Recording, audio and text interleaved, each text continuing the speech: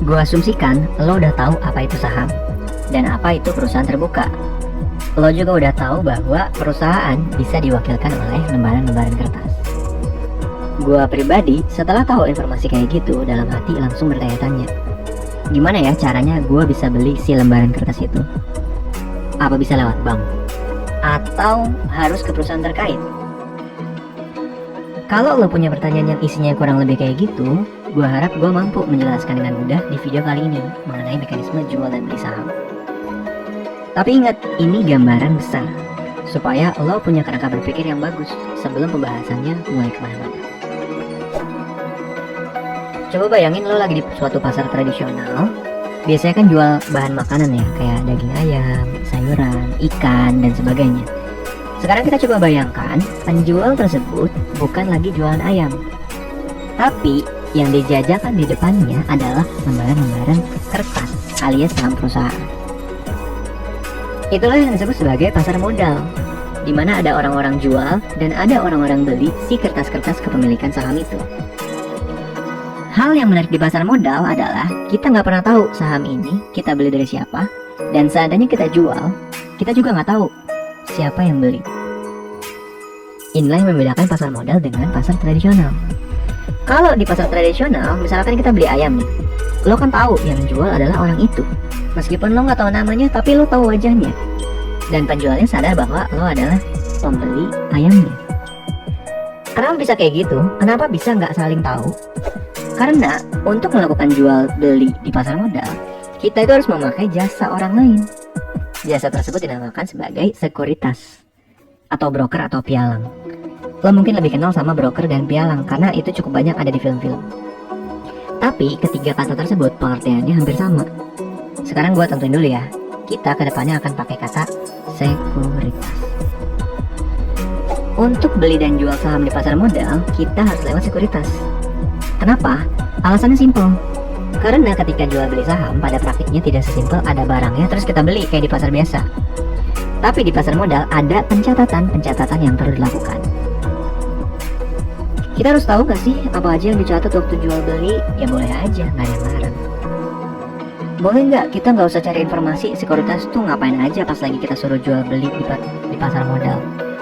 Ya boleh banget, karena itulah tugas dan kerjaan si sekuritas. Kuncinya cuma satu, jangan merepotkan diri sendiri. Sekarang kita jadi paham bahwa kita nggak harus datang ke perusahaan terkait untuk bisa beli sahamnya. Kita juga tahu ada pasar yang jualan kertas-kertas, tapi kita nggak bisa datang sana karena harus pakai jasa sekuritas. Sekarang pertanyaan nambah nih. Jadi sekuritas itu apa dan dia perannya seperti apa sih? Nah, sekuritas adalah lembaga atau perusahaan yang menyediakan jasa menjadi perantara untuk jual beli saham. Ngapain sih sekuritas baik-baik ngurusin perintilan pencatatan jual beli gitu? Ya kan nanti ujungnya kita akan bayar jasa si sekuritas ini pada saat kita melakukan transaksi beli ataupun jual. Saat beli, kita harus bayar jasa sekuritas itu sekitar 0,15% dari total transaksi. Saat jual, kita bayar sekitar 0,25%. Tapi, sekuritas itu ada banyak. Harga jasa yang ditawarkan juga berbeda-beda. Tapi 0,15% saat beli dan 0,25% saat jual adalah kisaran harga rata-rata. Jadi kisaran segitulah jasa untuk sekuritas. Cukup adil kan? Kita mau jual beli, diperantarai sama sekuritas. Terus setelah transaksi berhasil, kita bayar nih sekuritasnya. Kalau nggak berhasil, ya kita nggak bayar. Simple. Terakhir, gimana nih cara kita nyuruh sekuritas untuk melakukan transaksi beli ataupun jual? Rata-rata, sepengetahuan gua, sekuritas itu punya aplikasi yang bisa dibuka lewat handphone atau gadget lainnya. Transaksinya online kok, nggak jauh beda dengan ketika lo jual atau beli barang di internet zaman sekarang. Yang penting adalah buka akun sekuritas dulu, baru bisa kita bahas lebih lanjut. Intinya, kalau lo pernah beli atau jual sesuatu lewat internet, lo nggak akan begitu kesulitan deh memahami cara beli dan jual di aplikasi sekuritas itu. Untuk buka akun sekuritas, prosesnya mirip sama kayak waktu lo mau buka rekening bank biasanya. Setelah daftar, nanti setelah berhasil, lo juga akan dapat rekening baru. Bedanya apa sama rekening bank? Bedanya ini adalah RDI, alias rekening dana investor. Rekening yang khusus untuk jual beli saham. Jadi sekarang udah kejawab nih, bisa nggak sih kita transfer dari rekening bank kita ke perusahaan terkait? Jawabannya adalah nggak bisa. Kita harus buat rekening baru, yaitu adalah rekening dana investor.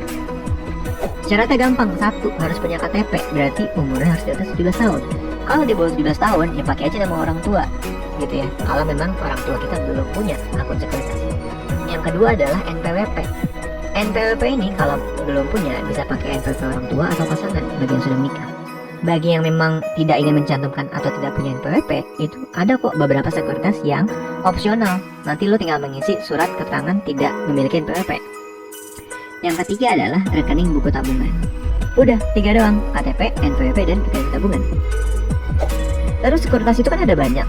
Contohnya itu Mandiri Sekuritas, BNI Sekuritas, BCA Sekuritas, ada Mirai Sekuritas, Bahana, Indo Premier, Sukor, dan lain-lain. Daftarnya rata-rata itu bisa lewat online. Coba aja lo cek di website masing-masing. Yang membedakannya adalah yang pertama, fee jual beli. Ada yang relatif murah, ada yang relatif mahal. Yang kedua adalah tampilan aplikasi. Ada yang lengkap banget, ada yang biasa aja, ada yang lemot, dan lain-lain. Yang ketiga adalah minimal deposit. Ada yang 1 juta, 3 juta, 10 juta. Tapi tenang aja, ada juga yang minimal 100.000 sudah aktif akunnya. Ini bukan kayak bayar dana awal ke sekuritas, bayar segini terus uangnya hilang. Enggak, tapi uang ini yang kita storein itu akan masuk ke rekening yang akan kalian buat tanpa potongan sepeser pun. Jadi aman duitnya. Kesimpulan di video ini, bagi lo yang belum punya akun sekuritas, bikin. Karena bikinnya juga butuh waktu dan butuh kemantapan hati. Kalau lo memang serius mau belajar saham, lo harus daftar dulu akun sekuritas. Biar apa? Biar dapat rekening dana investor. Ketika nanti lo sudah mantap hati dan pikirannya, lo jadikan bisa langsung nih praktek ke pembelian saham perdana lo. Gila, keren. Udahlah, lebih baik abisnya lo cari info lebih banyak tentang sekuritas. Dan terakhir pesan gue tetap nih, jangan malu untuk belajar saham dari nol.